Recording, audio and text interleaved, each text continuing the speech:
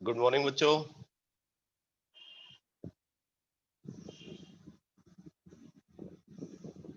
Good morning.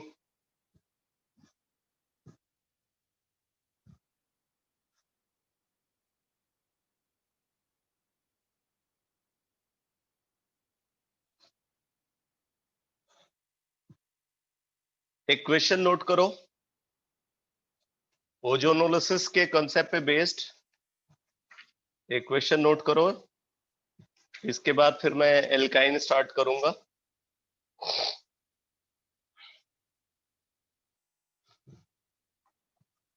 Question लिखो। An organic compound A an organic compound A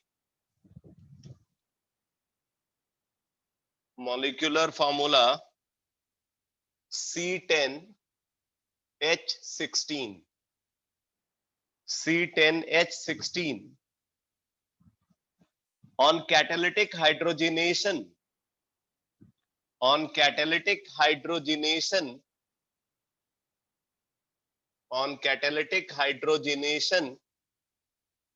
produces on catalytic hydrogenation produces 1 isopropyl 4 methyl cyclohexane 1 isopropyl 4 methyl cyclohexane ये product produce होता है। 1 isopropyl 4 methyl cyclohexane. आगे note करो। Ozonolysis of A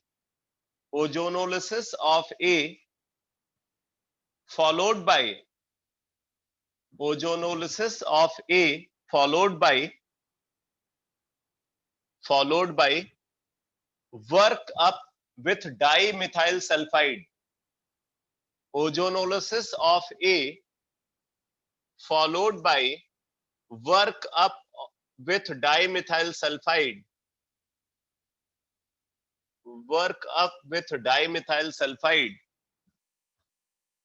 produces formaldehyde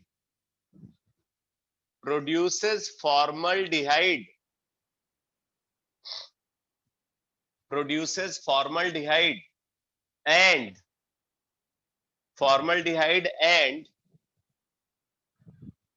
this compound structure बना रहा हूं CH3CO CH CH2 CHO CH2 CH2 CO CH3 formaldehyde और ये प्रोड्यूस होता है। Determine the structural formula of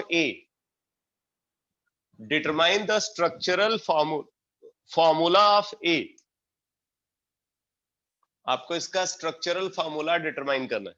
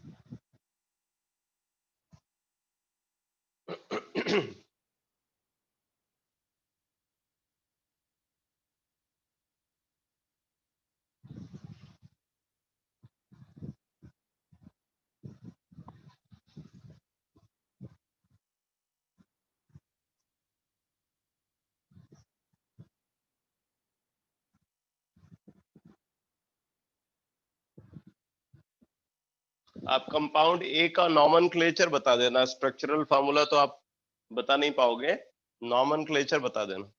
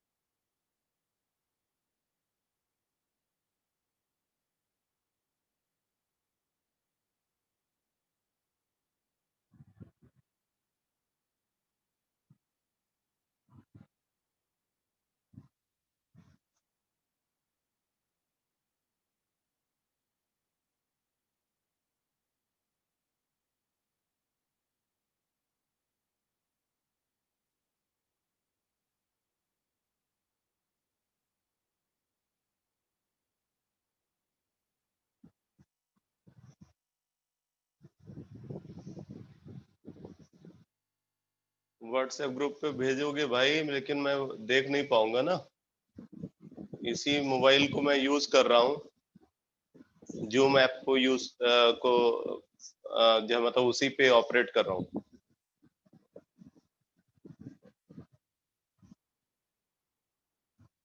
nomenclature बता दो।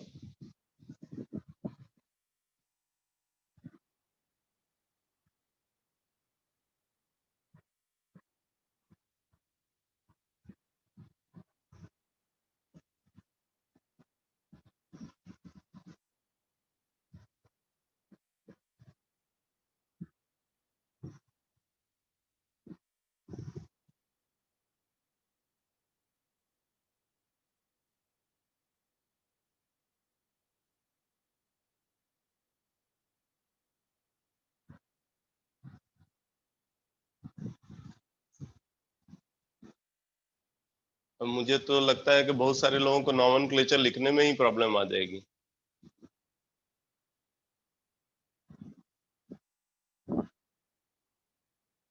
देखो एक चीज यहाँ पे मैं आपको बता दूं कि हाइड्रोजिनेशन के बाद जो प्रोडक्ट बनेगा, इस प्रोडक्ट में उतने ही कार्बन होंगे जितने कार्बन रिएक्टेंट में है। रिएक्टेंट और प्रोडक्ट में नंबर ऑफ कार्बन बराबर होंगे, और इनफैक्ट कार्बन की कनेक्टिविटी भी रिएक्टेंट और प्रोडक्ट में एक जैसी होगी।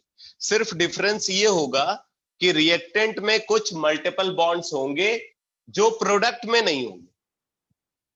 ठीक है, रिएक्टेंट में कुछ मल्टीपल बॉन्ड्स होंगे जो प्रोडक्ट में प्रेजेंट नहीं होंगे, बस यही डिफरेंस होगा। बाकी अगर आप देखोगे तो दोनों में नंबर ऑफ कार्बन सेम होंगे, कार्बन उसी तरीके से कनेक्टेड होंगे। ठीक है, सिर्फ यहां पे मल्टीपल बॉन्ड होगा और इसके अंदर कोई मल्टीपल बॉन्ड नहीं होगा। अब एक चीज आप और समझ सकते हो, यहां पे इसका मॉलिक्यूलर फॉर्मूला है C10H16। C10H16 का मतलब अगर आप इसका डबल बॉन्ड इक्विवेलेंट निकालोगे तो इसका डबल बॉन्ड इक्विवेलेंट आता है 3। इसका डबल बॉन्ड इक्विवेलेंट 3 आता है। डबल बॉन्ड इक्विवेलेंट 3 आने का मतलब है 1 मिथाइल 4 प्रोप 1 इन साइक्लोहेक्स 1 इन, क्या बोल रहे हो, प्रोप 1 इन या प्रोप 1 इनाइल। चलो अभी अभी चेक कर लेते हैं इसको।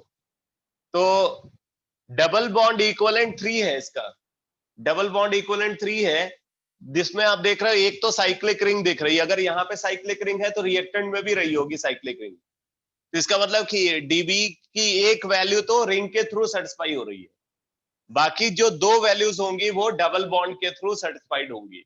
इसका मतलब है कि ये स्ट्रक्चर होगा ए का, ए का स्ट्रक्चर अगर आप देखो तो ऐसा होगा, और इसमें दो डबल बॉन्ड होंगे, इसमें दो डबल बॉन्ड होंगे। अब आपको पता करना है कि वो डबल बॉन्ड की लोकेशन क्या है।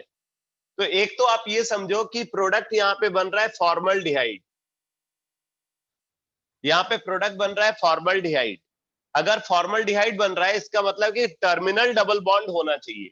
तो या तो डबल बॉन्ड यहां रहा होगा या डबल बॉन्ड यहां रहा होगा। ठीक है, इन दोनों में से कोई एक पॉसिबिलिटी होगी, चाहे ये वाला हो या ये वाला हो। ठीक है, अभी चेक कर लेते हैं कि क्या हो सकता है। एक डबल बॉन्ड की लोकेशन ये या ये होनी चाहिए। ठीक है, अब जरा देखो, उसके साथ ये प्रोडक्ट बन रहा है। अब ये प्रोडक्ट बन रहा है तो देखो इसके अंदर ऑक्सीडाइज कार्बन कितने हैं। ऑक्सीडाइज कार्बन अगर आप यहां पे देखोगे तो एक ऑक्सीडाइज कार्बन यहां है, एक ऑक्सीडाइज कार्बन यहां है, एक ऑक्सीडाइज कार्बन यहां है, और एक ऑक्सीडाइज कार्बन ये है। ठीक है, अब ये भी इंडिकेट कर रहा है कि दो डबल बॉन्ड होगा, क्योंकि इनमें से कोई दो कार्बन आपस में कनेक्टेड होंगे, और ये मान, या तो ये पॉसिबिलिटी है कि ये दोनों आपस में कनेक्टेड हो और ये इससे कनेक्टेड हो। ठीक है, या ये ऐसा हो सकता है कि ये आपस में कनेक्टेड हो और ये इससे कनेक्टेड हो। अब ये आपको चेक करना पड़ेगा कि इनमें से क्या पॉसिबिलिटी है। जैसे देखो 6 मेंबर्ड रिंग होनी चाहिए, तो 6 मेंबर्ड रिंग कहां पे बन रही है पहले वो चेक कर लेते हैं। अगर ये आपस में कनेक्टेड हो तो कितने मेंबर्ड रिंग बन रही है, देखो 1 2 3 4 5 6। अगर ये और ये कनेक्टेड हो तो 6 मेंबर्ड रिंग बन रही है। ठीक, अगर अगर ये और ये कनेक्टेड हो तब कितने मेंबर रिंग बन रही है, देखो 1 2 3 4 5। तो 5 मेंबर रिंग तो है ही नहीं, इसका मतलब ये इससे कनेक्टेड नहीं है। ठीक है, और एक बार चेक करो, अगर ये इससे कनेक्टेड है तब क्या होगा, 1 2 3 4। तो ऑब्वियसली ये आपस में कनेक्टेड नहीं है। तो एक कनेक्शन तो यहां पे क्लियरली दिख रहा है, अगर ये आपस में कनेक्टेड है बेटा तो इसका मतलब क्लियरली ये आपस में कनेक्टेड है। तो अब आप इसके बेसिस पे देखो स्ट्रक्चर बना सकते हो। तो क्या स्ट्रक्चर बनना चाहिए, देखो एक 6 मेंबर्ड रिंग फॉर्म कर लिया, 6 मेंबर्ड रिंग फॉर्म कर लिया इन दोनों को कनेक्ट करके, और इनके बीच में क्या आ गया, डबल बॉन्ड आ गया। तो यहां पे डबल बॉन्ड आ गया,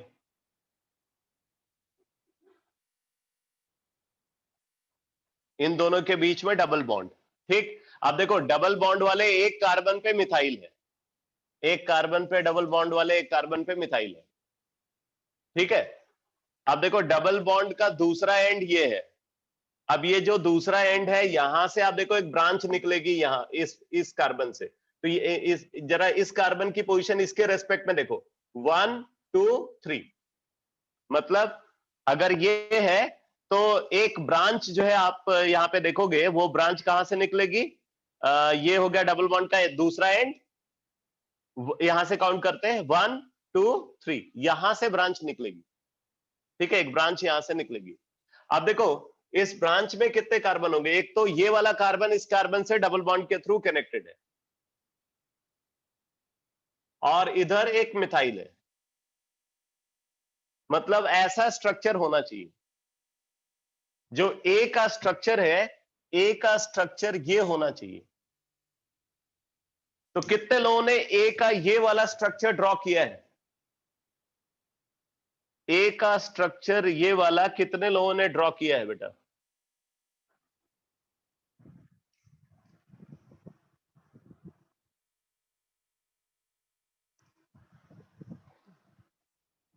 ठीक है, तो कंपाउंड ए का स्ट्रक्चर ये होना चाहिए। और आप देख सकते हो अगर आप इसका हाइड्रोजनेशन कराते हो तो ये वाला प्रोडक्ट बनेगा, और ओजोनोलिसिस कराओगे तो ये प्रोडक्ट बनेंगे।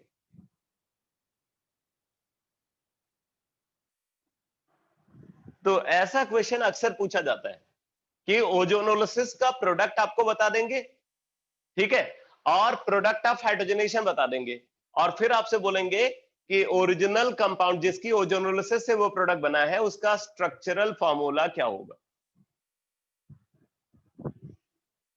कई बार एक से ज्यादा स्ट्रक्चर भी पॉसिबल होते हैं।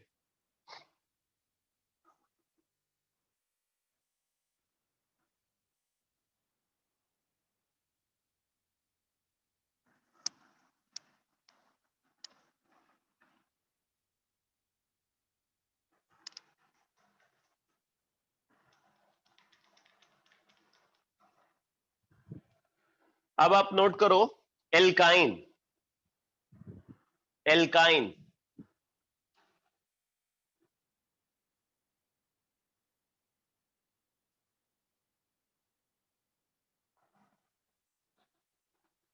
एल्काइन जनरल फॉर्मूला क्या है एल्काइन का? CnH2n-2, CnH2n-2, ठीक है। General method of preparation, general method of preparation लिखो, जनरल मेथड ऑफ प्रिपरेशन। तो फर्स्ट मेथड लिखो, first method dehydrohalogenation reaction, dehydrohalogenation reaction.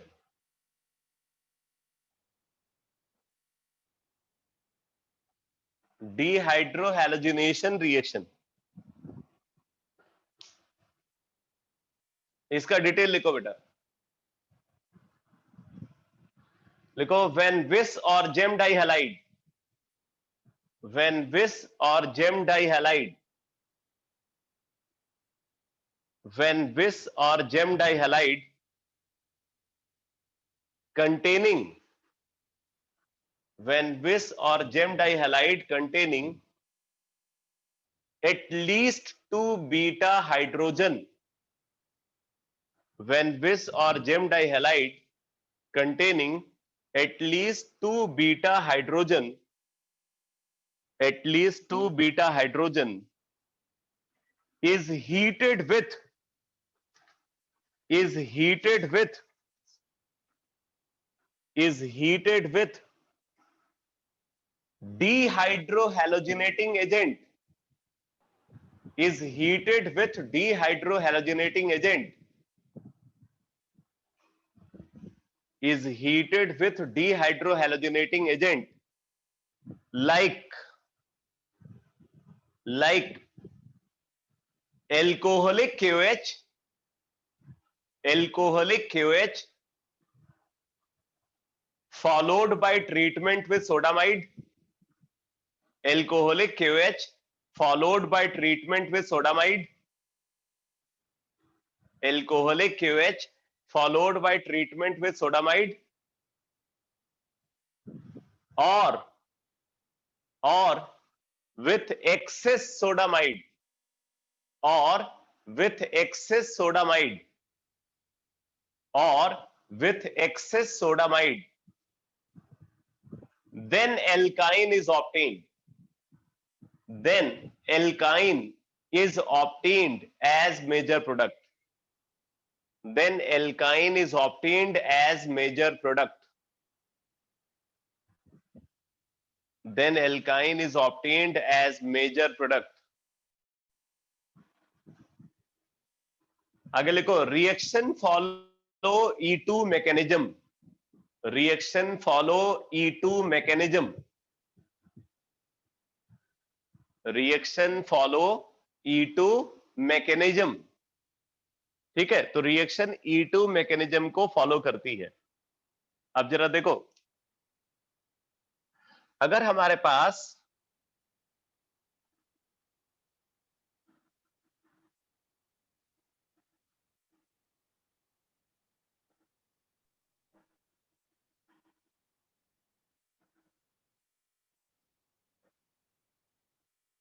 मान लो ये जेम डाइहैलाइड है, ठीक है, ये जेम डाइहैलाइड है, इसको हम पहले एल्कोहलिक KOH के साथ, पहले एल्कोहलिक KOH के साथ हीट करते हैं, और फिर सोडामाइड के साथ हीट करते हैं, एल्कोहलिक KOH के साथ हीट करते हैं और फिर सोडामाइड के साथ हीट करते हैं। वैसे मैं इसको स्टेप बाय स्टेप दिखाता हूं, तब आपको बात समझ में आएगी। एल्कोहलिक KOH के साथ हमने पहले इसको हीट किया, तो अगर एल्कोहलिक KOH के साथ हीट करते हैं तो इसका डीहाइड्रोहैलोजिनेशन हो जाता है और डीहाइड्रोहैलोजिनेशन के थ्रू ये प्रोडक्ट बन जाएगा।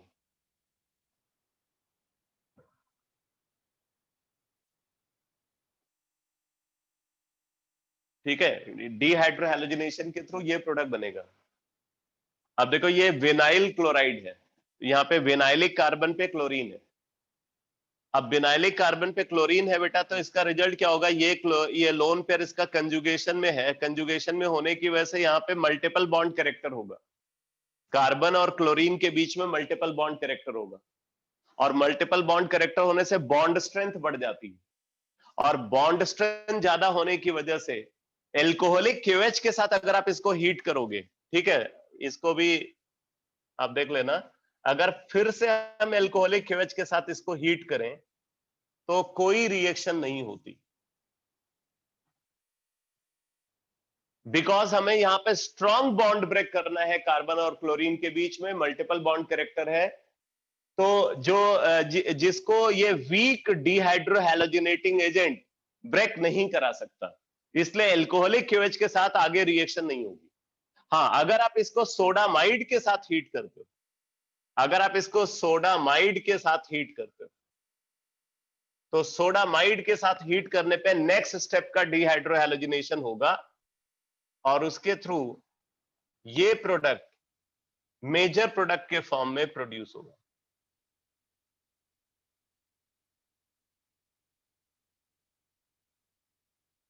ये मेजर प्रोडक्ट के फॉर्म में प्रोड्यूस होता है। दोनों स्टेप में E2 मैकेनिज्म फॉलो होती है, दोनों स्टेप में E2 मैकेनिज्म फॉलो होगी।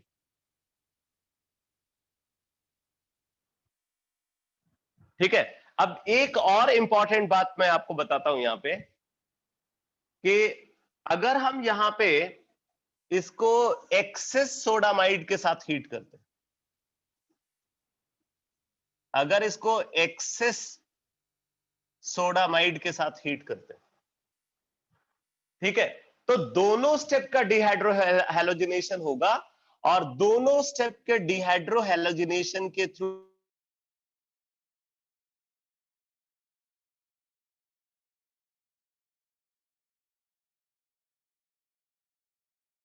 प्रोड्यूस होगा, टर्मिनल एल्काइन, ये मेजर प्रोडक्ट होगा।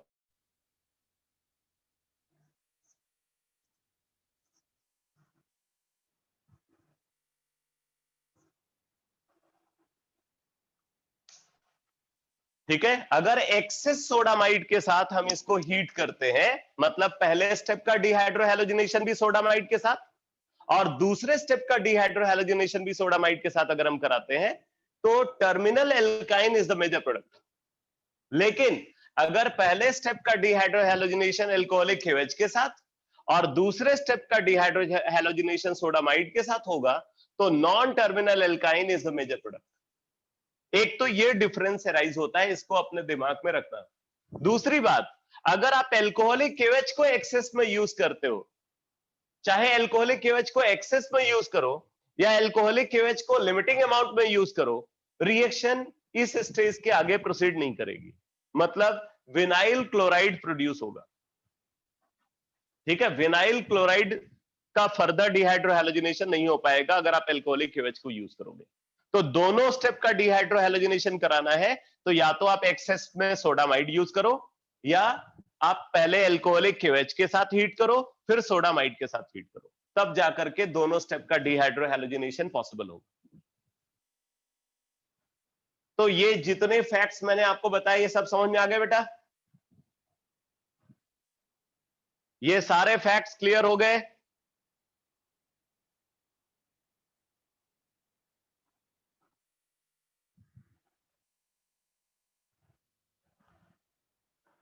ठीक है, बिना सोडामाइड को यूज किए हुए आप दोनों स्टेप का डिहाइड्रोहैलोजिनेशन नहीं करा सकते।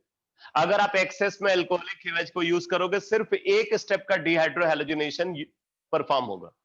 अगर एक्सेस में सोडामाइड को यूज करोगे दोनों स्टेप का डिहाइड्रोहैलोजिनेशन होगा और तब टर्मिनल एल्काइन मेजर प्रोडक्ट के फॉर्म में प्रोड्यूस होगा।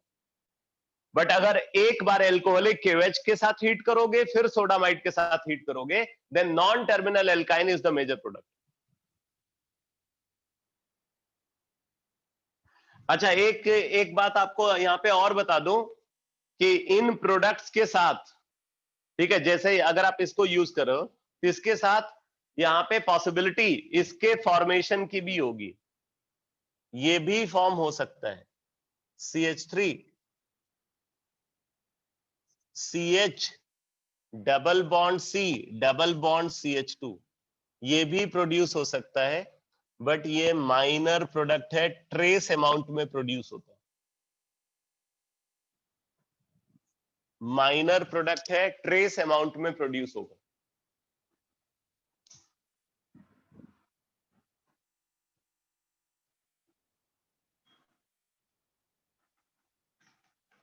अगर आप यहां पे विस डाइहैलाइड को यूज करोगे तब जरा देखो क्या बनेगा। अगर विस डाइहैलाइड को यूज किया जा रहा है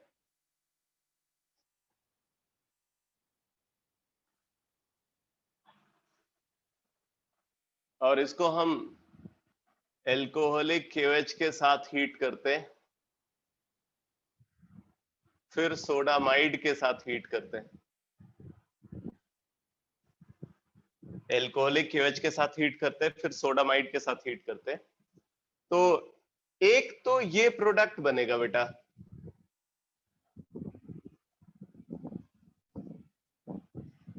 मेजर प्रोडक्ट ये होगा।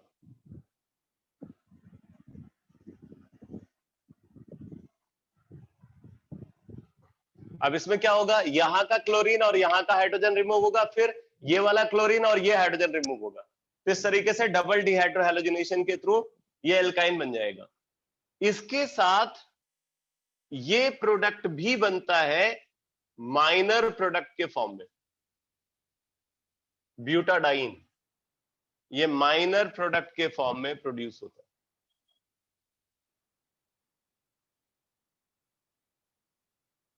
मेजर प्रोडक्ट यहां पे एल्काइन है, माइनर प्रोडक्ट के फॉर्म में ये ब्यूटाडाइन प्रोड्यूस होगा।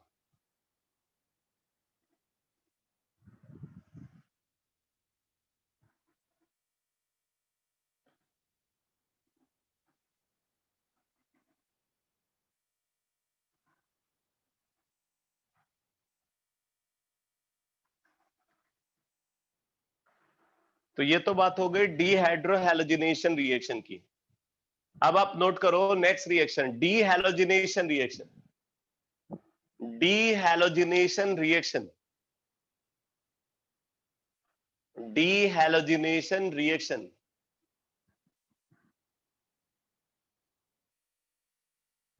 डीहैलोजिनेशन रिएक्शन, लिखो इसका डिटेल, लिखो when alpha alpha beta beta, when alpha alpha beta beta tetrahalogenated alkane, when alpha alpha beta beta tetrahalogenated alkane is treated with,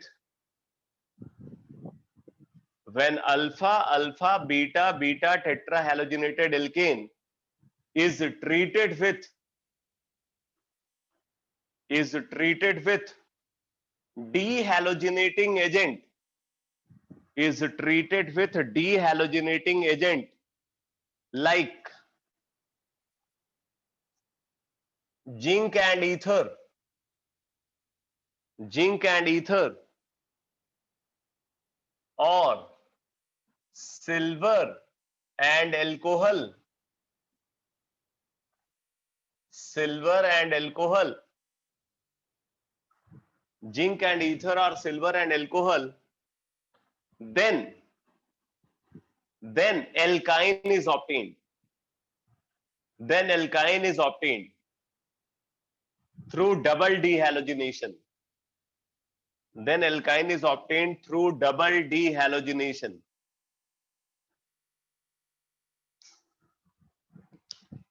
आगे लिखो, reaction follow E2 mechanism. Reaction follow E2 mechanism. Reaction follow E2 mechanism. तो reaction E2 mechanism को follow करती है. देखो,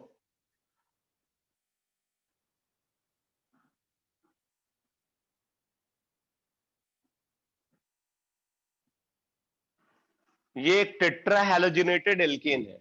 इस alkene को zinc और ईथर के साथ हीट कर रहे हैं और सिल्वर एंड एल्कोहल के साथ हीट कर रहे हैं. यहां पे आपको जिंक और सिल्वर को एक्सेस में यूज करना पड़ेगा. तो रिएक्शन के थ्रू एल्काइन बन जाता है और ZnCl2 प्रोड्यूस होगा और AgCl. रिएक्शन E2 मैकेनिज्म को फॉलो करेगी दोनों स्टेप में. तो पहले क्या होगा, पहले ये 2 क्लोरीन रिमूव हो जाएंगे, यहां पे डबल बॉन्ड आ जाएगा, फिर बाकी 2 क्लोरीन रिमूव होकर के ट्रिपल बॉन्ड आ जाएगा.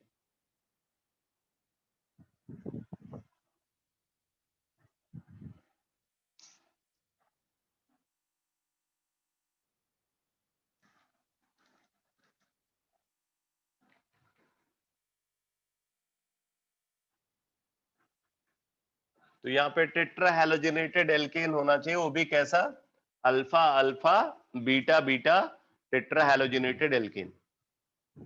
ठीक है, alpha alpha beta beta tetrahalogenated alkane होना चाहिए. अब आप नोट करो नेक्स्ट रिएक्शन, एल्काइन के प्रिपरेशन के लिए अगली रिएक्शन लिखो, Kolbe's electrolytic method. Kolbe's electrolytic method. Kolbe's electrolytic method.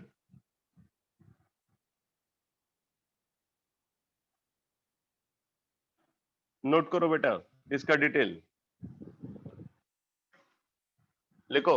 When sodium और पोटेशियम सॉल्ट, व्हेन सोडियम और potassium salt, when sodium or potassium salt of malic acid, when sodium or potassium salt of malic acid or fumaric acid,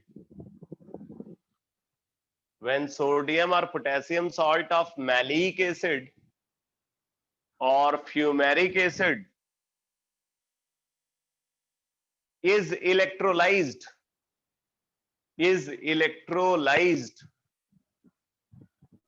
is electrolyzed in its aqueous solution, in its aqueous solution, in its aqueous solution, then alkyne is obtained at anode.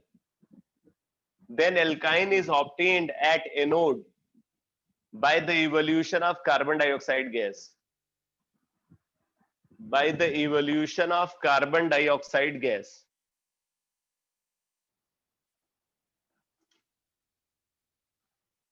तो देखो यहां पे क्या है, बोल रहे हैं इधर यूज किया जा रहा है मैलिक एसिड को. मैलिक एसिड मतलब सिस फॉर्म.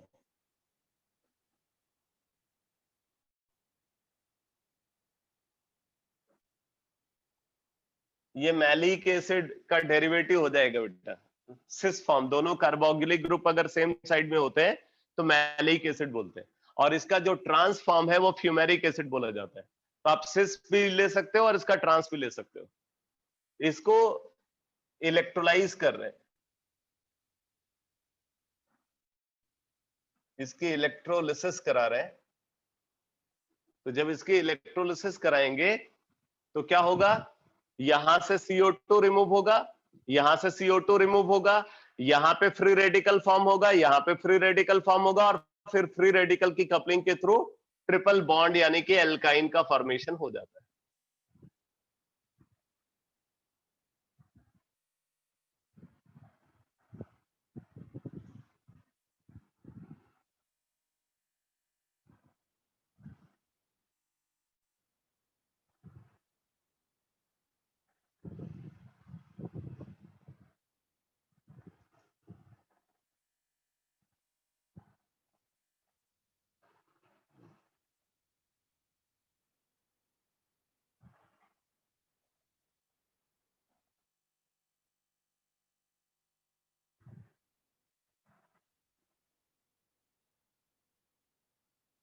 ये प्रोडक्ट्स एनोड पे बन रहे हैं, मेटल हाइड्रोक्साइड रेजिड्यू के फॉर्म में मिल रहा है, हाइड्रोजन गैस कैथोड पे प्रोड्यूस होती है।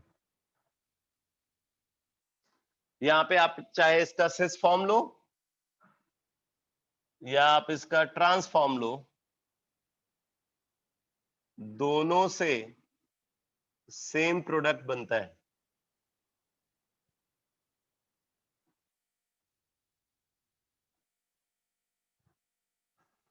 ठीक है, इससे भी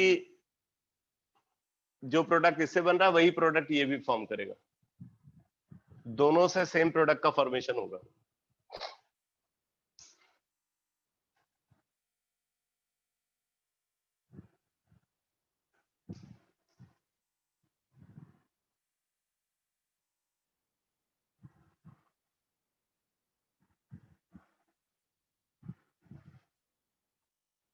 फोर्थ मेथड लिखो, फोर्थ मेथड एल्काइन के प्रिपरेशन के लिए।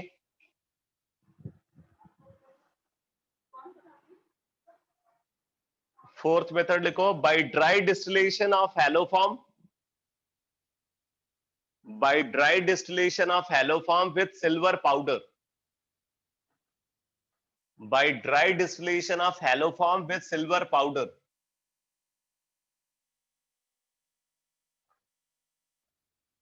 by dry distillation of halo form with silver powder,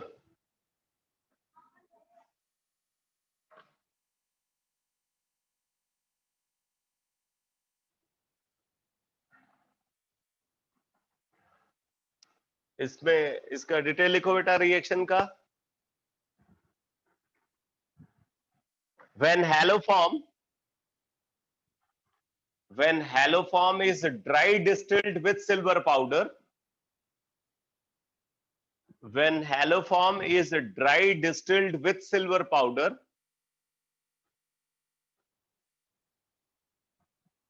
then alkyne is obtained,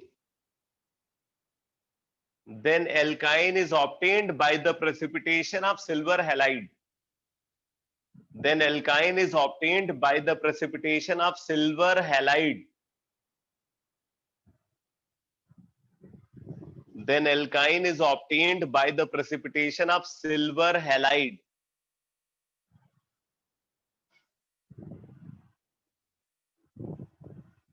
आगे लिखो, all alkynes whether it is terminal or non-terminal, all alkynes whether it is terminal or non-terminal, symmetrical or unsymmetrical, all alkynes whether it is terminal or non-terminal, symmetrical or unsymmetrical, can be produced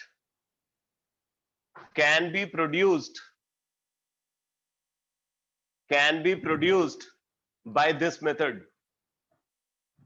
can be produced by this method. तो बोल रहा है कोई भी alkyne हो, चाहे वो terminal alkyne हो या नॉन टर्मिनल एल्काइन हो, सिमेट्रिकल एल्काइन हो या अनसिमेट्रिकल एल्काइन हो, सबको आप इस मेथड के थ्रू प्रोड्यूस कर सकते हो। ठीक है, तो अब जरा देखो, अगर हमारे पास हैलो फॉर्म है, पहले मैं जनरल रिएक्शन लिख रहा हूं। ये है gem tri halide. Gem tri halide को सिल्वर पाउडर के साथ, सिल्वर पाउडर के साथ इसको हीट कर रहे हैं। तो क्या होता है देखो, ये रिमूव हो जाता है और दोनों कार्बन आपस में ट्रिपल बॉन्ड के थ्रू कनेक्ट हो जाते हैं।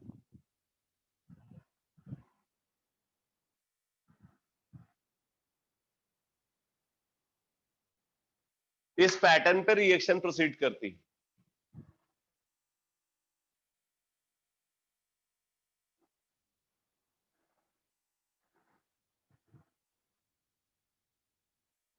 अब इसमें अगर मैकेनिज्म आप रिएक्शन की देखो तो रिएक्शन कुछ इस तरीके से प्रोसीड करती है। जैसे 2 सिल्वर हमने कंसिडर किया,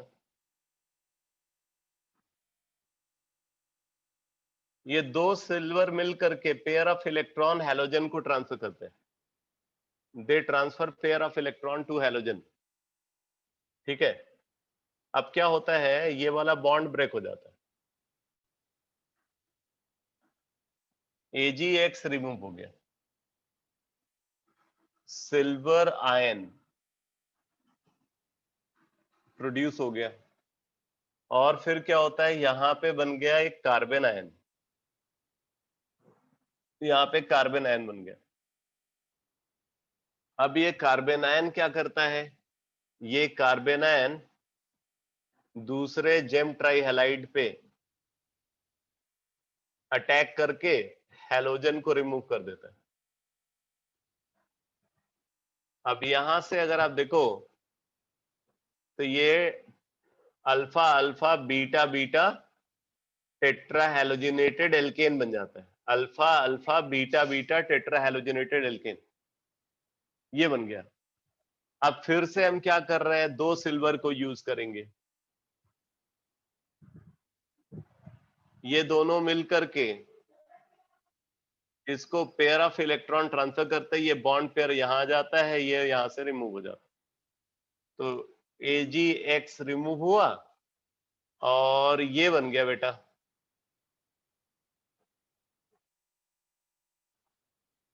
फिर क्या होता है, फिर से 2 सिल्वर को यूज करते हैं,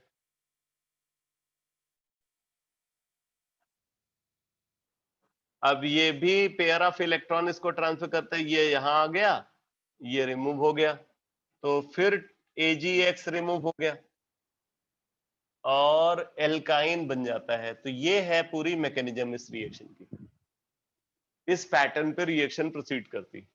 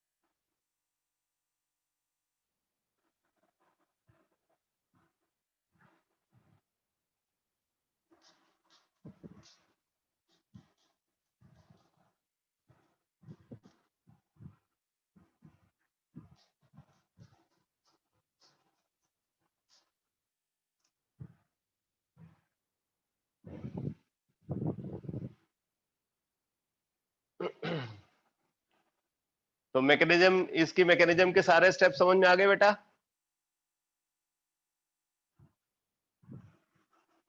ये मैकेनिज्म के स्टेप्स क्लियर हो गए?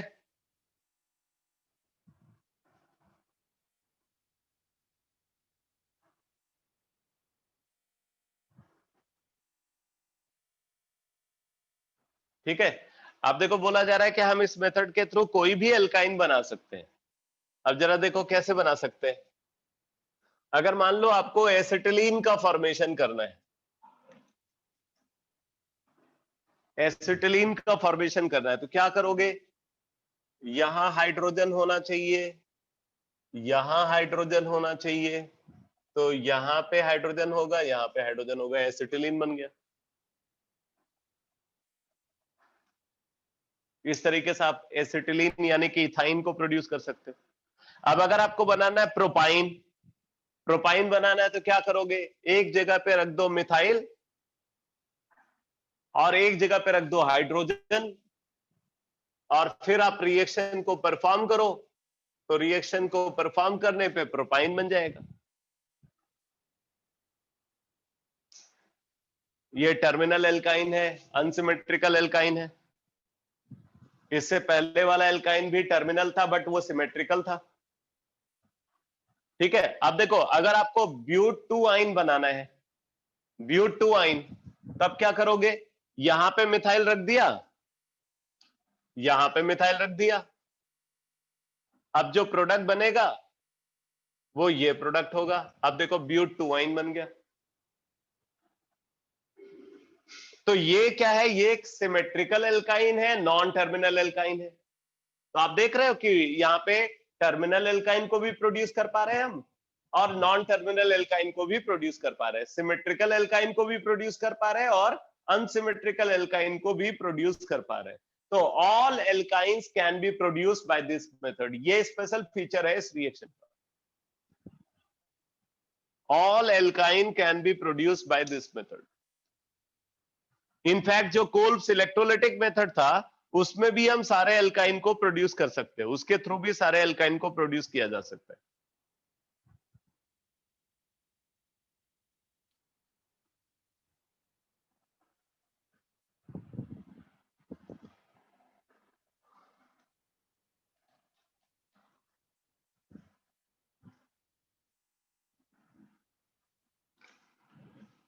फिफ्थ मेथड लिखो एल्काइन के प्रिपरेशन के लिए। Fifth method, bye hydrolysis of carbide, bye hydrolysis of carbide, bye hydrolysis of carbide, carbide की हाइड्रोलिसिस से भी एल्काइन को प्रोड्यूस किया जा सकता है। जरा देखो कैसे, हमारे पास है कैल्शियम कार्बाइड, कैल्शियम कार्बाइड ये स्ट्रक्चर होता है।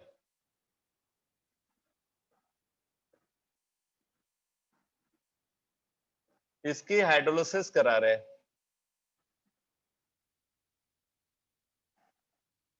तो यहां पे प्रोड्यूस हो जाता है इथाइन, और कैल्शियम हाइड्रोक्साइड बन जाता है, इथाइन बन जाता है और कैल्शियम हाइड्रोक्साइड। ये रिएक्शन कुछ इस तरीके से प्रोसीड करती है। ये जो कार्बाइड आयन है ये पावरफुल बेस है, ठीक है, बहुत स्ट्रांग बेस है ये क्या करता है, वाटर से H पॉजिटिव रिमूव कर लेता है।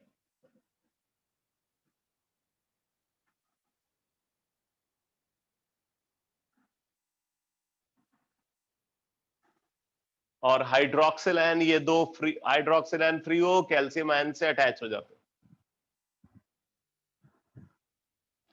तो इस तरीके से अगर आप देखोगे तो यहाँ पे कैल्शियम हाइड्रोक्साइड का फॉर्मेशन होगा और इथाइन प्रोड्यूस होगा।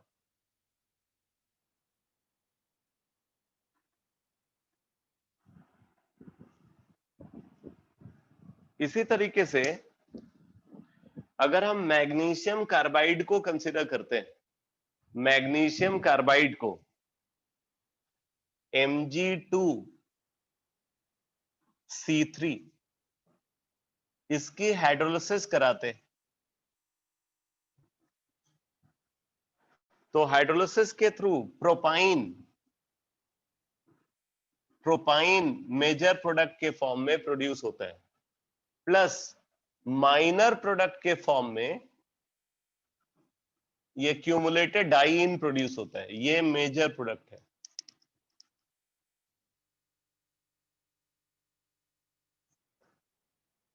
ये माइनर प्रोडक्ट है। और इसके साथ प्रोड्यूस होगा मैग्नीशियम हाइड्रोक्साइड, साथ में मैग्नीशियम हाइड्रोक्साइड भी प्रोड्यूस होता है।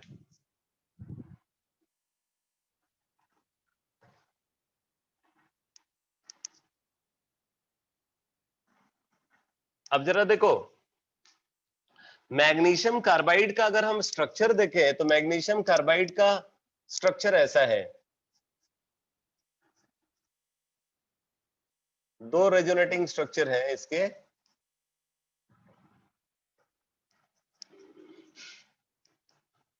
टोटल 4 नेगेटिव चार्ज होता है यहाँ पे, C3 4 नेगेटिव है। तो इसका एक रेजोनेटिंग स्ट्रक्चर ये है, इसकी हाइड्रोलिसिस से ये वाला प्रोडक्ट बनता है, और एक रेजोनेटिंग स्ट्रक्चर इसका ये है।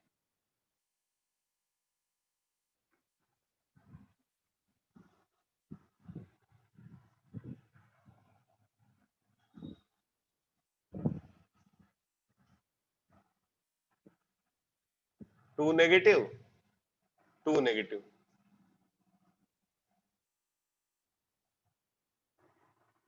इसकी हाइड्रोलिसिस से ये वाला प्रोडक्ट बनता है, और इसकी हाइड्रोलिसिस से ये वाला प्रोडक्ट बनता है। तो मैग्नीशियम कार्बाइड को अगर कंसीडर किया जाए तो मैग्नीशियम कार्बाइड के ये दो रेजोनेटिंग स्ट्रक्चर ऑब्जर्व होते हैं।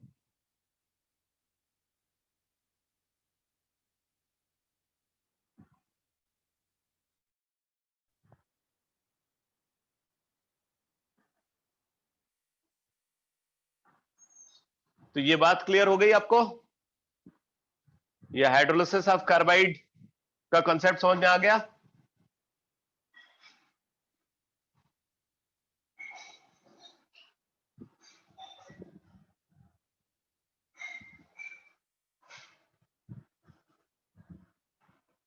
हाइड्रोलिसिस ऑफ कार्बाइड से एल्काइन का फॉर्मेशन कैसे होता है, ये क्लियर हो गया बेटा सबको?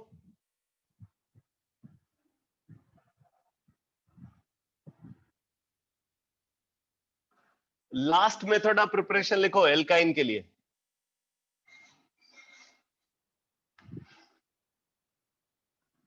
एल्काइन के लिए लास्ट मेथड ऑफ प्रिपरेशन लिखो। लिखो by pyrolysis of methane, by pyrolysis of methane, by pyrolysis of methane.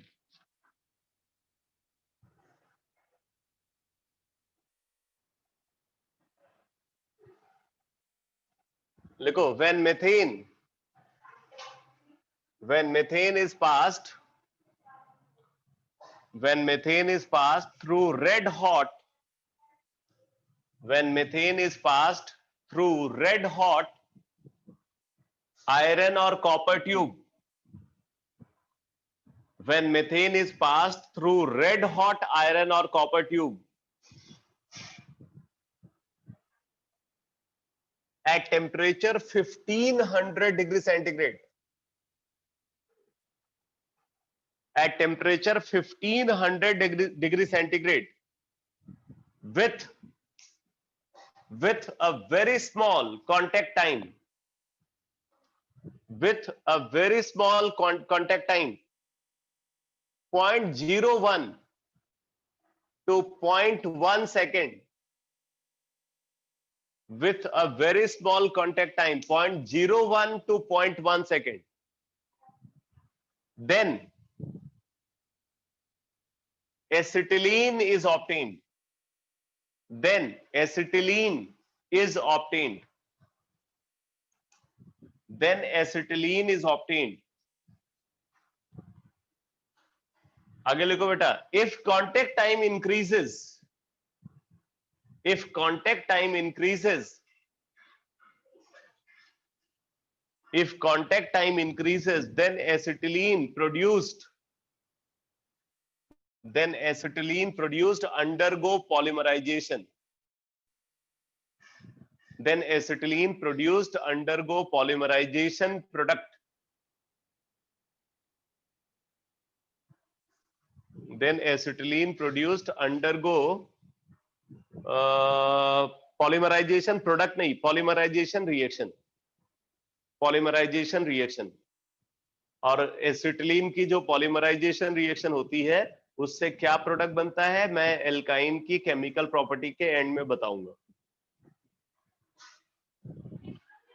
तो इसलिए यहाँ पे कांटेक्ट टाइम इसी रेंज में होना चाहिए, इससे ज्यादा नहीं होना चाहिए। अगर इससे ज्यादा कांटेक्ट टाइम होगा तो एसिटिलीन प्रोड्यूस नहीं होगा, या एसिटिलीन तब कम अमाउंट में प्रोड्यूस होगा, मेजर प्रोडक्ट कुछ और होगा। तो अब देखो यहाँ पे क्या कर रहे हैं, मीथेन गैस है, मीथेन गैस को आयरन और कॉपर ट्यूब से पास कर रहे हैं 1500 डिग्री सेंटीग्रेड पे with a contact time 0.01 to 0.1 second, 0.01 to 0.1 second. वैसे यहाँ पे लिमिटेड सप्लाई ऑक्सीजन की भी रखते हैं, लिमिटेड सप्लाई, ठीक है, लिमिटेड सप्लाई ऑक्सीजन की भी रखते हैं। वो इसलिए रखते हैं क्योंकि यहाँ पे डिहाइड्रोजनेशन होता है, जो हाइड्रोजन गैस प्रोड्यूस होती है वो ऑक्सीजन से कंबाइन करके वाटर वेपर बना लेगी, ठीक है। तो प्रोडक्ट देखो क्या बन जाएगा, प्रोडक्ट बन जाएगा यहाँ पे इथाइन, प्रोडक्ट यहाँ पे इथाइन बन जाएगा। आप यहाँ पे ऑक्सीजन लिख सकते हो,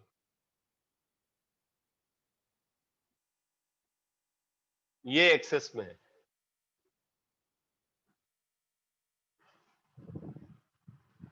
तो ऑक्सीजन भी यूज करते हैं, तो ऑक्सीजन क्या करेगा, हाइड्रोजन गैस को रिमूव कर लेता है और उसको वाटर वेपर में कन्वर्ट कर देगा, वाटर वेपर में कन्वर्ट कर देगा।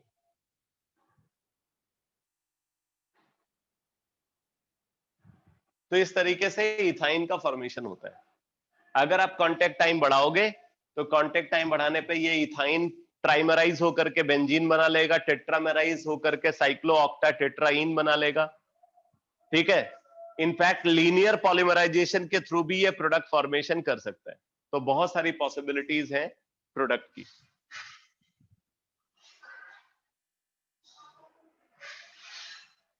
तो ये तो बात हो गई एल्काइन के मेथड ऑफ प्रिपरेशन की। अब आप लिखो chemical properties of alkyne, chemical properties of alkyne.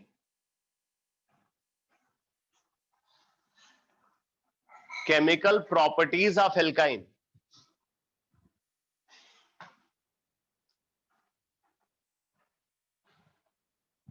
Chemical properties of alkyne.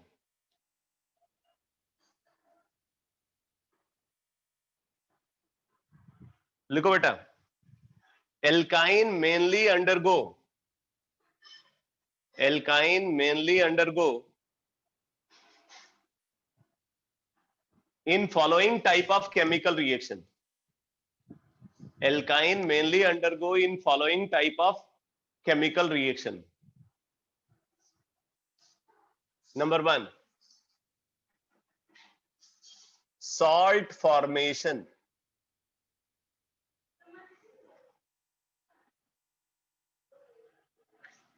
That is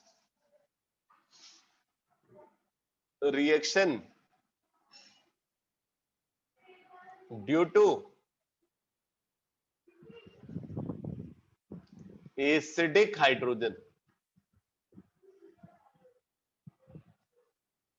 Salt formation that is reaction due to acidic hydrogen. एक तो ये रिएक्शन है जिसमें एल्काइन पार्टिसिपेट करता है,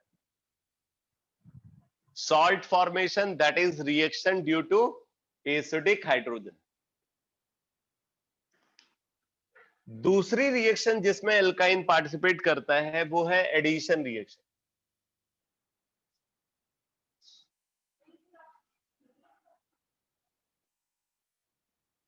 एडिशन रिएक्शन।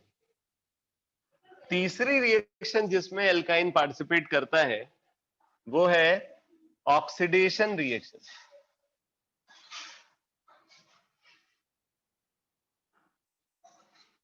और चौथी रिएक्शन जिसमें एल्काइन पार्टिसिपेट करता है वो है पॉलीमराइजेशन रिएक्शन।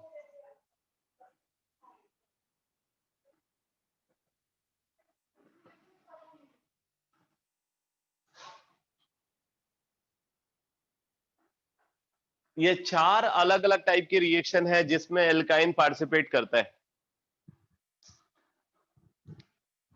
अच्छा, इससे मुझे एक बात याद आई कि मैंने एक छोटा सा वीडियो शेयर किया था, तो उसको सब लोगों ने देख लिया है क्या? उसमें एल्कीन की पॉलीमराइजेशन रिएक्शन में एल्कीन के पॉलीमराइजेशन के थ्रू जो प्रोडक्ट्स बनते हैं उनके बारे में भी मैंने डिस्कस किया था।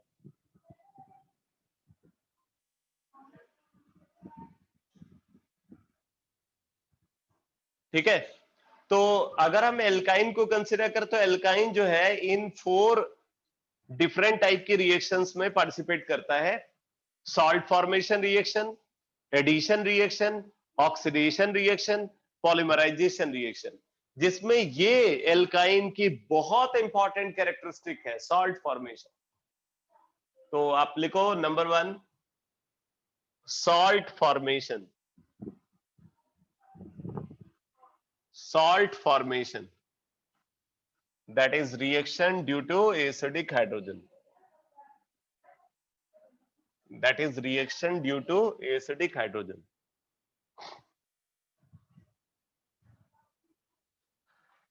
तो इसमें लिखो बेटा, this reaction is given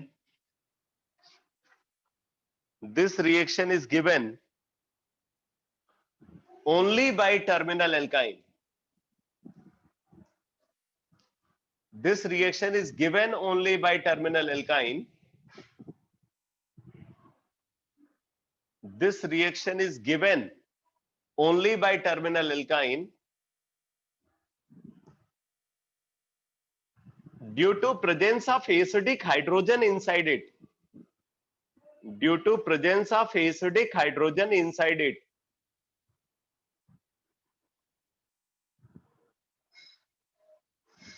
Due to presence of acidic hydrogen inside it.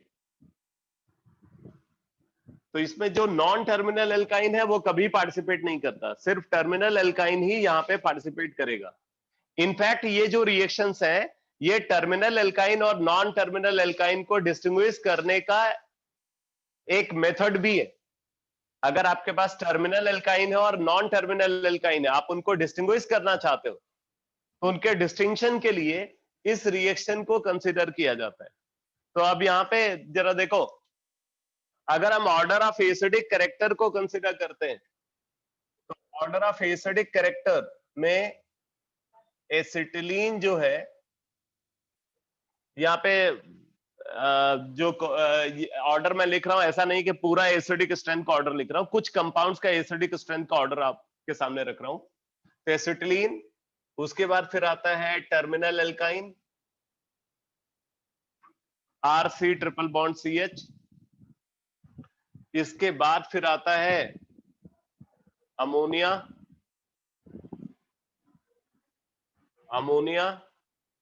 Ammonia के बाद फिर आता है इथीन, इथीन के बाद फिर आता है इथेन।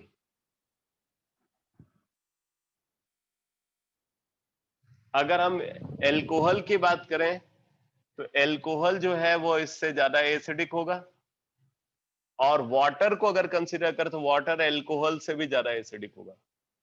ये कुछ कंपाउंड्स के एसिडिक स्ट्रेंथ का ऑर्डर मैंने यहां पे लिखा हुआ है।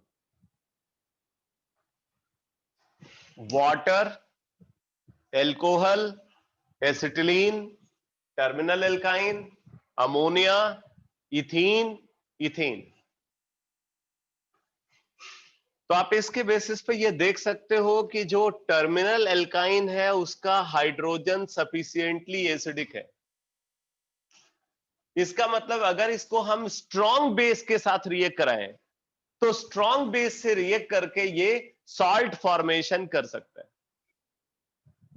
तो आप नोट करो, लिखो, terminal alkyne reacts with strong bases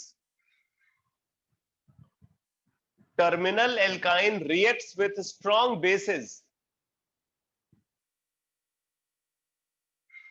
Terminal alkyne reacts with strong bases to produce salt. To produce salt as follows. To produce salt as follows. To produce salt as follows. देखो बेटा, अगर हम terminal alkyne को sodamide के साथ liquid ammonia की presence में, in presence of liquid ammonia treat करते हैं, ठीक है, तो ये प्रोडक्ट बन जाता है RC ट्रिपल बॉन्ड CNA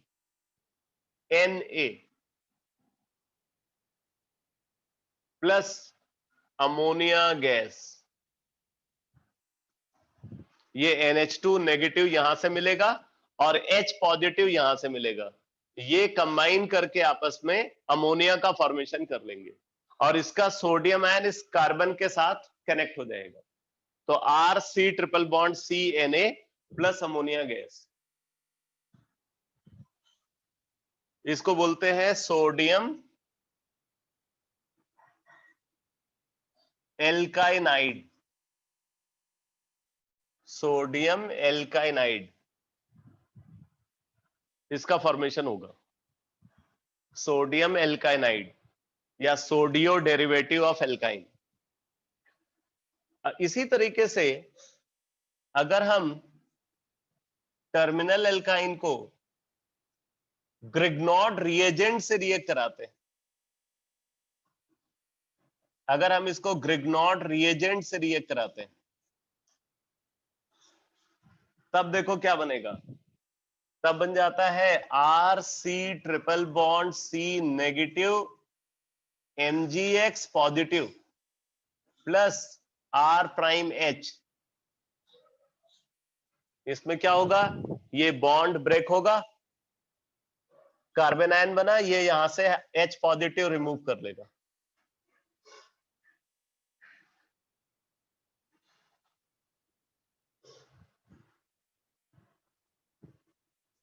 अगर हम इसको रिएक्ट कराते हैं सोडियम हाइड्राइड के साथ, सोडियम हाइड्राइड के साथ कराते हैं, तो यहां पे H नेगेटिव है और ये H नेगेटिव यहां से H पॉजिटिव रिमूव कर लेगा, तो हाइड्रोजन गैस प्रोड्यूस हो जाती है। तो RC triple bond C negative Na positive plus hydrogen gas,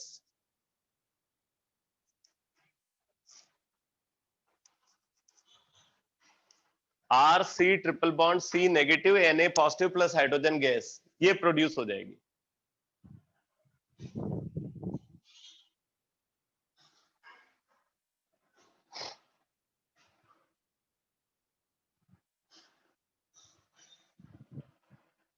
इसी तरीके से अगर हम इसको इसको रिएक्ट कराते हैं एल्काइल लिथियम के साथ, एल्काइल लिथियम के साथ अगर हम इसको रिएक्ट करा रहे हैं, ये भी ऑर्गेनोमेटालिक कंपाउंड है, तो क्या होगा, ये कार्बन आयन बन गया, कार्बन आयन यहां से हाइड्रोजन रिमूव कर लेगा, ये बॉन्ड पेयर इस कार्बन को ट्रांसफर हो जाएगा, तो यहां पे बन जाएगा बेटा लिथियम एल्काइनाइड, लिथियम एल्काइनाइड बन जाता है plus alkene, lithium alkynide plus alkene. तो आप देख रहे हो ये सब सॉल्ट है, एल्काइन के सॉल्ट, और ये एल्काइन के सॉल्ट कब फॉर्म हो रहा है, जब हम एल्काइन को स्ट्रॉन्ग बेसिस से रिएक्ट करा रहे हैं। अब यहां पे एक बात और समझ लेना, अगर एल्काइन को, अगर हम इसको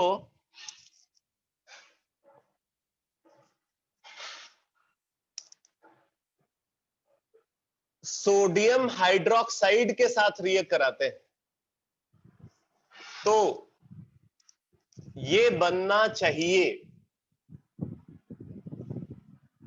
ये प्रोडक्ट प्रोड्यूस होना चाहिए, बट नहीं बनता,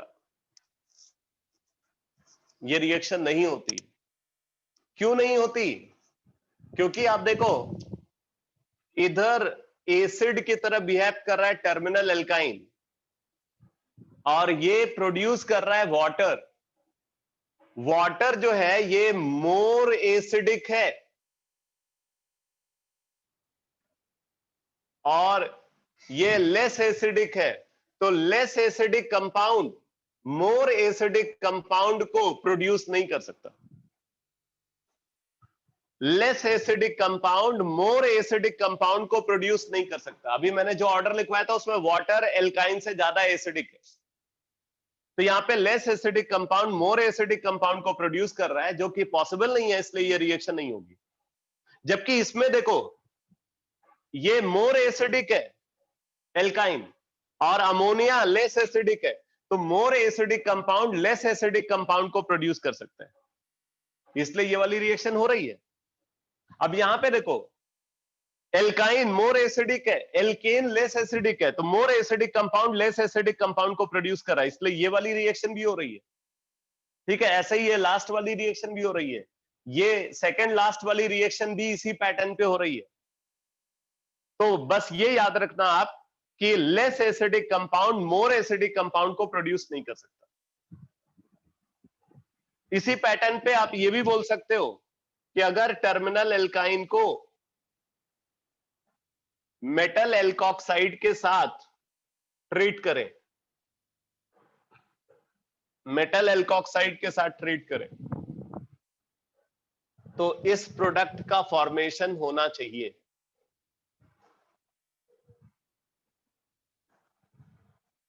बट ये रिएक्शन भी नहीं प्रोसीड करेगी, बिकॉज एल्कोहल प्रोड्यूस हो रहा है जो कि मोर एसिडिक है in compare to terminal alkyne. तो फिर से आप देख रहे हो कि more acidic compound less acidic compound more acidic compound को प्रोड्यूस कर रहा है, जो कि पॉसिबल नहीं। ये कॉन्सेप्ट क्लियर हुआ सबको?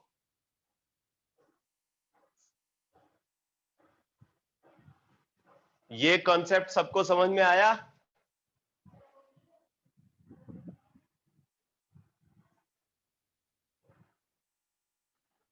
मोर acidic compound less acidic compound को प्रोड्यूस कर सकता है, but less acidic compound more acidic compound को प्रोड्यूस नहीं कर सकता।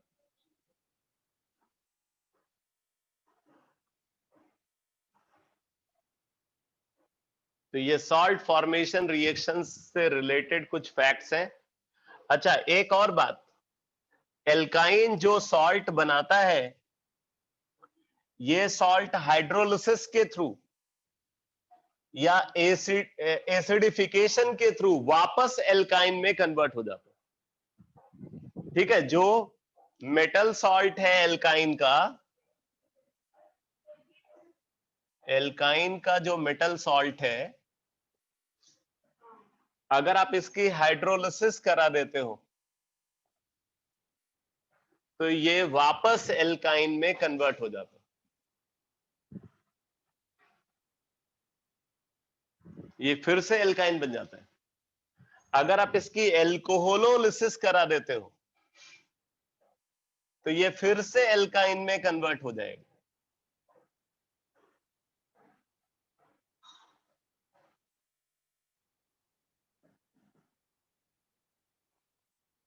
अगर आप इसको किसी एसिड से रिएक्ट करा देते हो, एसिडोलिसिस करा देते हो, तो ये फर्दर एल्काइन बन जाता है।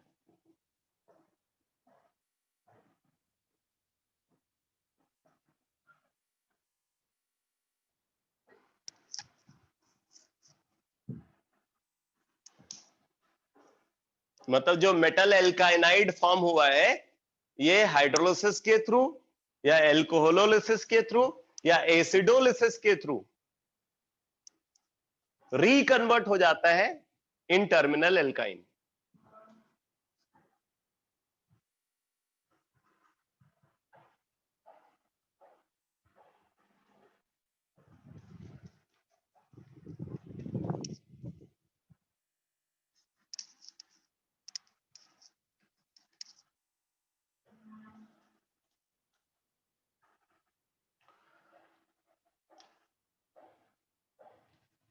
एक और बात यहां पे देखो, reaction with sodium and liquid ammonia. तो अगर टर्मिनल एल्काइन को सोडियम के साथ लिक्विड अमोनिया की प्रेजेंस में ट्रीट करते हैं, अब ध्यान देना, सोडियम के साथ यहां पे एल्काइन है और अमोनिया है। सोडियम के साथ क्या है? एल्काइन और अमोनिया। एसिडिक स्ट्रेंथ का ऑर्डर अभी अपने पीछे लिखा था, alkyne is more acidic then ammonia. तो ऑब्वियसली ये सोडियम जो यहाँ पे प्रेजेंट है वो एल्काइन से रिएक्ट करेगा, अमोनिया से रिएक्ट नहीं करेगा। तो इसलिए यहाँ पे क्या होगा, यहाँ पे प्रोडक्ट बन जाएगा RC triple bond C negative Na positive, और इसके साथ हाइड्रोजन गैस प्रोड्यूस होती है, हाइड्रोजन गैस प्रोड्यूस होगी।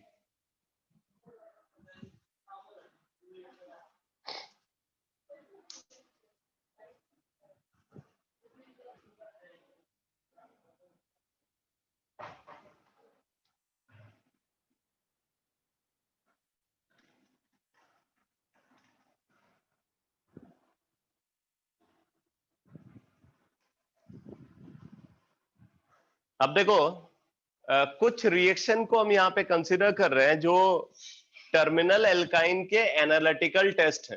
तो लिखो analytical test of terminal alkyne, analytical test of terminal alkyne, analytical test of terminal alkyne.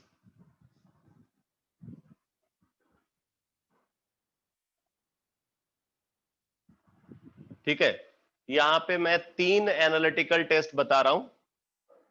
First test लिखो, when terminal alkyne is treated with,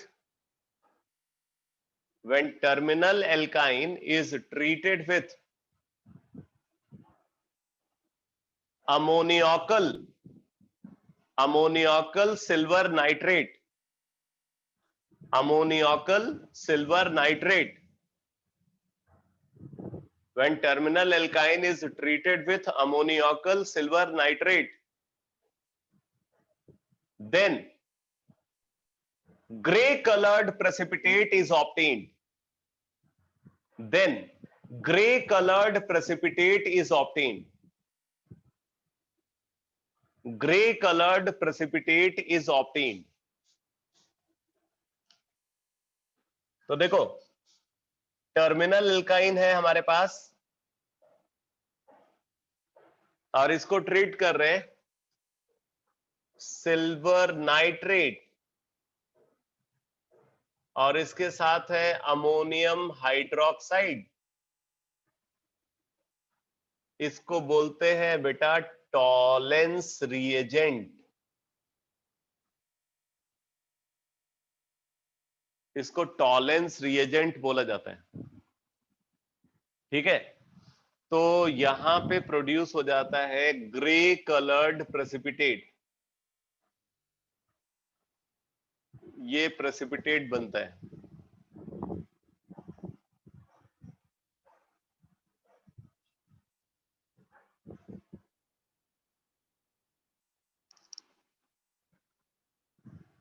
तो जितने भी हाइड्रोकार्बन्स हैं, हाइड्रोकार्बन्स में ये प्रेसिपिटेट टर्मिनल एल्काइन ही बनाता है, बाकी ना तो एल्केन बनाता है, ना एल्कीन बनाता है, ना नॉन टर्मिनल एल्काइन बनाता है। अगर इस प्रेसिपिटेट की बात करें तो ये प्रेसिपिटेट सिर्फ टर्मिनल एल्काइन बनाता है, इसलिए ये इंपॉर्टेंट है टर्मिनल एल्काइन के पॉइंट ऑफ व्यू से, इसीलिए हम इसको इसका एनालिटिकल टेस्ट भी बोलते हैं। इसी तरीके से लिखो दूसरा test,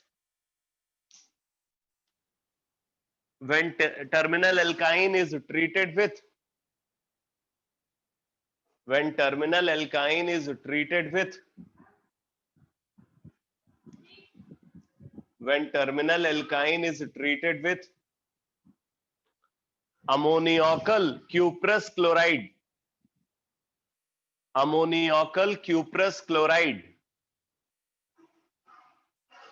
when terminal alkyne is treated with ammoniacal cuprous chloride, then red colored precipitate is obtained. Red colored precipitate is obtained.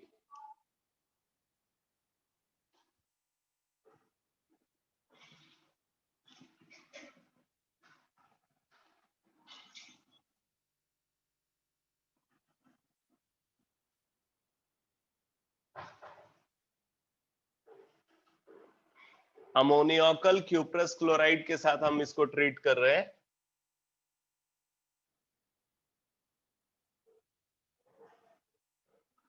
ये रेड कलर प्रेसिपिटेट प्रोड्यूस होता है.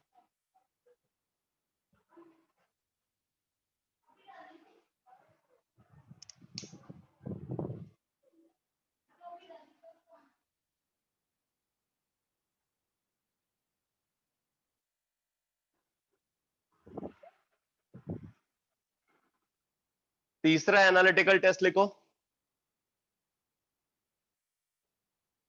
Third analytical test,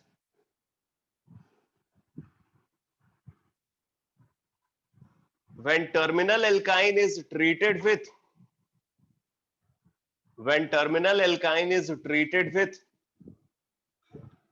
ammoniacal cuprous orous chloride, ammoniacal orous chloride, ammoniacal orous chloride,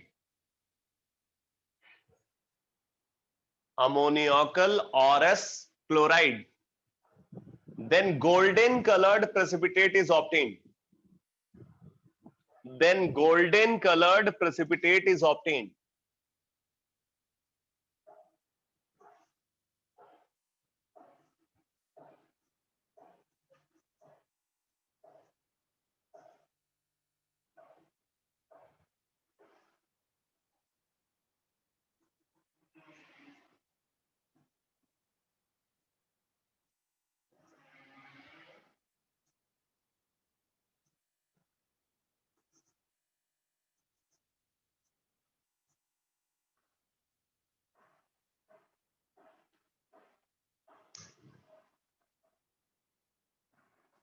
ठीक है.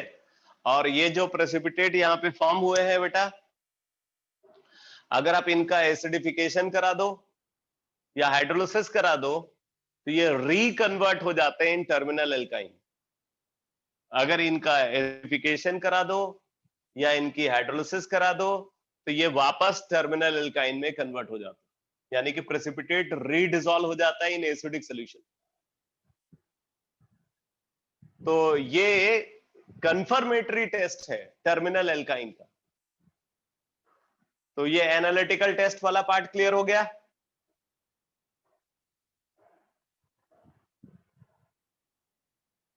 ये तीनों analytical test clear हो गए बेटा.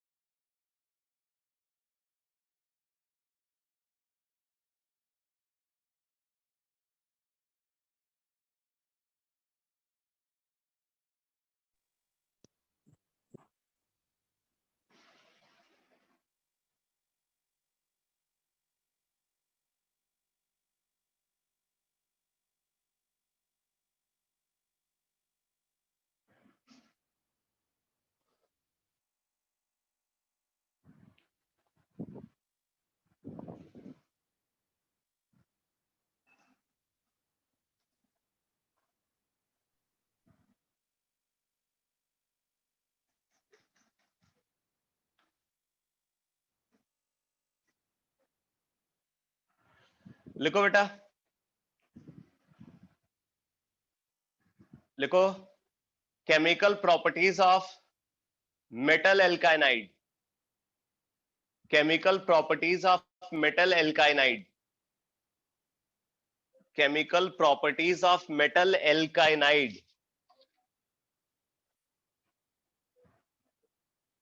ठीक है, अभी जो मेटल एल्काइनाइड हमने फॉर्म किया है, इनकी कुछ केमिकल प्रॉपर्टीज मैं बता रहा हूं जो काफी इंपॉर्टेंट है, इन पे बेस्ड क्वेश्चन पूछे जाते हैं बोर्ड एग्जाम में भी और कॉम्पिटिटिव एग्जाम के पॉइंट ऑफ व्यू से। अब जरा देखो, जैसे हमारे पास एक मेटल एल्काइनाइड है, R C triple bond C negative M positive, R C triple bond C negative M positive. अब हमने क्या किया, हमने इसको रिएक्ट कराया एल्काइल हैलाइड के साथ। पहली बात, अगर हम इसको किसी ऐसे कंपाउंड से रिएक्ट कराते हैं जिसके पास एसिडिक हाइड्रोजन है, किसी ऐसे कंपाउंड से रिएक्ट कराते हैं जिसके पास एसिडिक हाइड्रोजन है, तो क्या होगा देखो, ये यहां से हाइड्रोजन रिमूव कर लेगा तो एल्काइन बन जाएगा, R C triple bond C H plus M Z बन जाएगा। अब देखो, अगर हम इसको एल्काइल हैलाइड से रिएक्ट कराते हैं, अगर इसको एल्काइल हैलाइड से रिएक्ट कराते हैं, तब देखो क्या होगा, यहाँ पे ये न्यूक्लियोफाइल की तरह, कार्बन आयन जो है ये न्यूक्लियोफाइल की तरह अटैक करेगा इस एल्काइल ग्रुप के ऊपर और हैलाइड आयन रिप्लेस हो जाएगा, तो बन जाएगा R C triple bond C R prime plus M X. अच्छा, एक बात इंपॉर्टेंट है कि ये रिएक्शन जो है SN2 मैकेनिज्म को फॉलो करती है, SN2 मैकेनिज्म को रिएक्शन फॉलो करती है, इसलिए जो एल्काइल हैलाइड हम यहाँ पे यूज कर रहे हैं, ये एल्काइल हैलाइड प्रिफर्ड है, ये प्राइमरी होना चाहिए, प्राइमरी एल्काइल हैलाइड होना चाहिए, प्राइमरी एल्काइल हैलाइड यहाँ पे प्रिफर्ड है कि वो होना चाहिए। अब देखो, अगर हम इसको कार्बोनिल कंपाउंड के साथ रिएक्ट कराते हैं, अगर हम इसको कार्बोनिल कंपाउंड के साथ रिएक्ट कराते हैं और फिर उसके बाद इसकी हाइड्रोलिसिस करा दें या एसिड हाइड्रोलिसिस अगर हमने करा दिया, पहले कार्बोनिल कंपाउंड के साथ ट्रीट किया फिर एसिड हाइड्रोलिसिस कराया, तो अब देखो इसमें क्या होता है, यहां पे ये प्रोडक्ट बन जाता है R C triple bond C COH, R C triple bond COH ये बन जाता है बेटा। और अगर आप इस स्टेप की मैकेनिज्म को देखना चाहते हो, ये कुछ इस तरीके से होगा, लिखने की जरूरत नहीं है, सिर्फ समझ लो। जैसे ये है R C triple bond C negative और इसके साथ क्या है, कार्बोनिल ग्रुप, तो क्या होता है बेटा, ये एज अ न्यूक्लियोफाइल इस पे अटैक करके क्या होगा, इलेक्ट्रोमैग्नेटिक इफेक्ट के थ्रू पाई इलेक्ट्रॉन ऑक्सीजन को ट्रांसफर हो जाएगा, तो यहां से बन जाएगा R C triple bond CO negative बन जाता है, R C triple bond CO negative. और फिर क्या होता है, फिर जब हम इसकी हाइड्रोलिसिस कराते हैं, एसिड हाइड्रोलिसिस, तो यहां पे हाइड्रोजन आकर के जुड़ जाएगा, तो ये बन जाएगा R C triple bond COH। इस तरीके से अल्कोहल का फॉर्मेशन होता है, यही प्रोडक्ट मैंने यहां पे बनाया हुआ।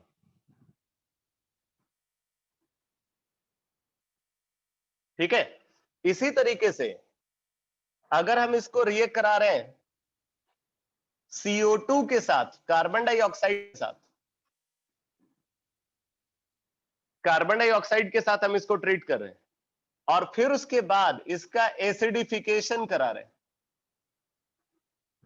पहले इसको CO2 के साथ ट्रीट किया फिर इसका एसिडिफिकेशन कराया, तो ये प्रोडक्ट बन जाता है R C triple bond COOH, carboxylic acid बन जाता है, R C triple bond COOH, तो कार्बोक्सिलिक एसिड का फॉर्मेशन हो जाता है। अब ये रिएक्शन कैसे प्रोसीड हुई होगी आप इसको भी समझ सकते हो, जरा देखो।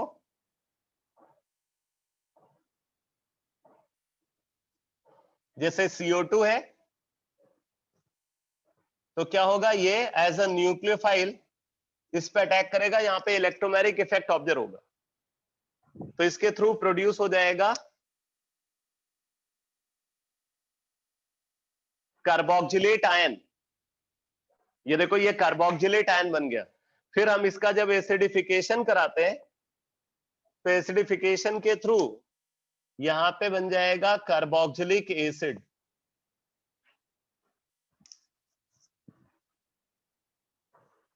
पहले ये कार्बोक्सिलेट आयन बना, एसिडिफिकेशन कराया, कार्बोक्सिलिक एसिड बन जाता है। तो ये मैकेनिज्म के स्टेप समझ में आ रहे हैं आपको? ये सारे स्टेप्स मैकेनिज्म के क्लियर हो गए?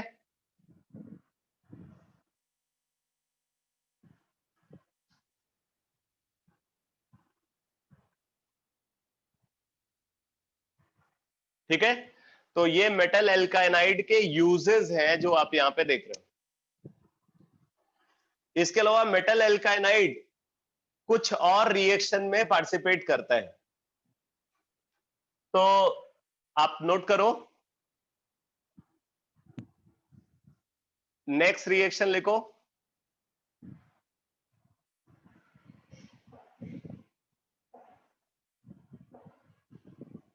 लिखो रिएक्शन ऑफ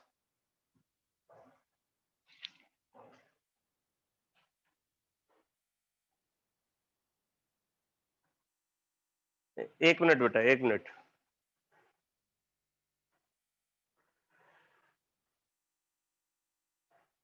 लिखो electrophilic substitution, electrophilic substitution of terminal alkyne, electrophilic substitution of terminal alkyne,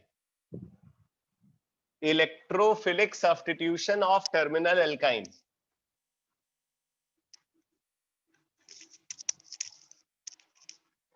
बस ये लास्ट रिएक्शन है, बाकी जो केमिकल प्रॉपर्टी है एल्काइन की उसको नेक्स्ट क्लास में डिस्कस करेंगे। Electrophilic substitution of terminal alkyne. देखो अगर हम टर्मिनल एल्काइन को, अगर टर्मिनल एल्काइन को हैलोजन के साथ, ठीक है, हाइड्रोक्सिल आयन की प्रेजेंस में ट्रीट करते हैं,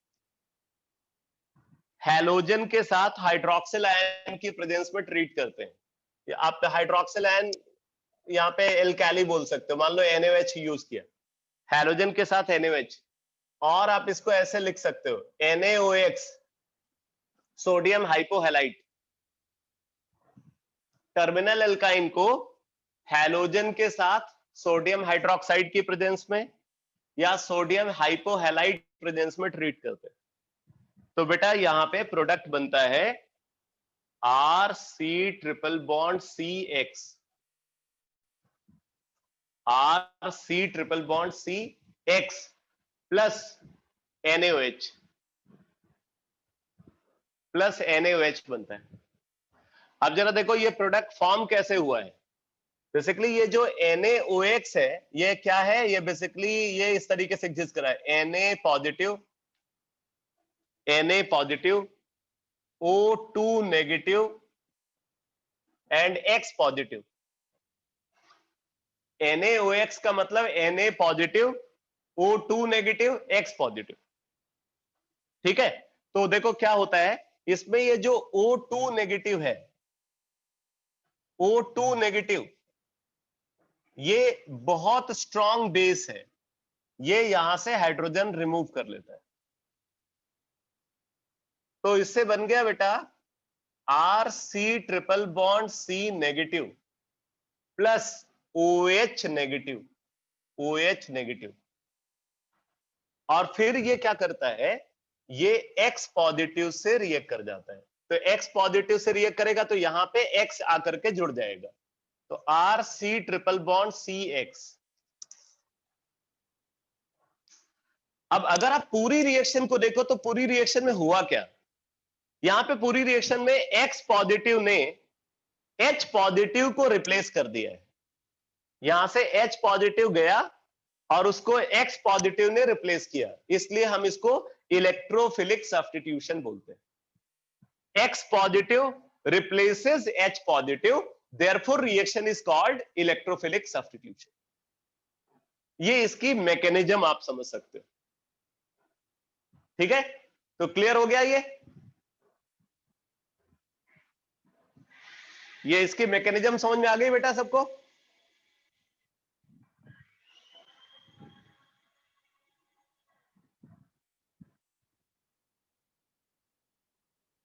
ठीक है, तो अब मुझे आगे टर्मिनल एल्काइन की केमिकल प्रॉपर्टी में एक तो डिस्कस करना है reductive coupling of terminal alkyne and oxidative coupling of terminal alkyne. तो आप ये हेडिंग डाल करके छोड़ दो जिससे याद रहे, कॉन्सेप्ट कोई छूटे नहीं। हेडिंग डाल करके लिखो reductive coupling of terminal alkyne, reductive coupling of terminal alkyne. ठीक है, तो कल हम लोग एल्काइन का डिस्कशन को फिनिश कर देंगे। अच्छा, एक चीज मुझे ऐसा लगता है मैंने आपके डाउट क्लासेस के बारे में व्हाट्सएप ग्रुप में शेयर किया था कि ट्यूसडे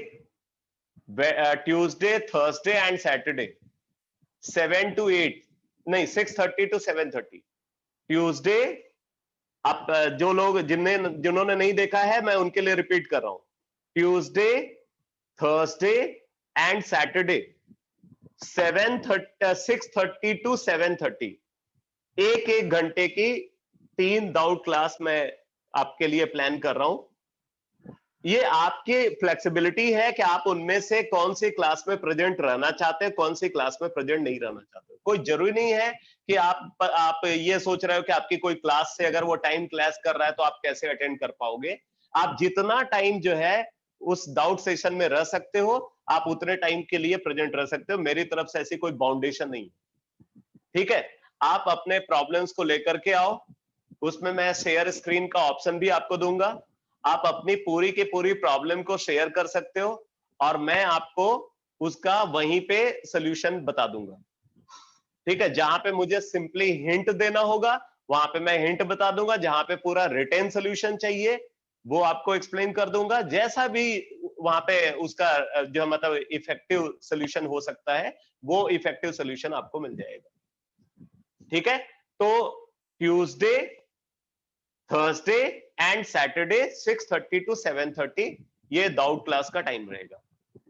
अच्छा, क्योंकि मुझे ऐसा लगता है कि एल्कीन के लिए कुछ आपको डाउट क्लास चाहिए, तो वैसे तो मैंने एल्कीन का टेस्ट ट्यूसडे के लिए बोला था, मतलब कल के लिए बोला था, बट मैं उस टेस्ट को कल की बजाय फ्राइडे को शिफ्ट कर रहा हूं। एल्कीन वाला जो टेस्ट है आपका वो फ्राइडे को होगा, जिससे कि उससे पहले आपके 2 डाउट क्लास हो जाए। तो ट्यूसडे और थर्सडे डाउट क्लास के बाद फिर फ्राइडे आपका टेस्ट होगा। क्लियर है सबको?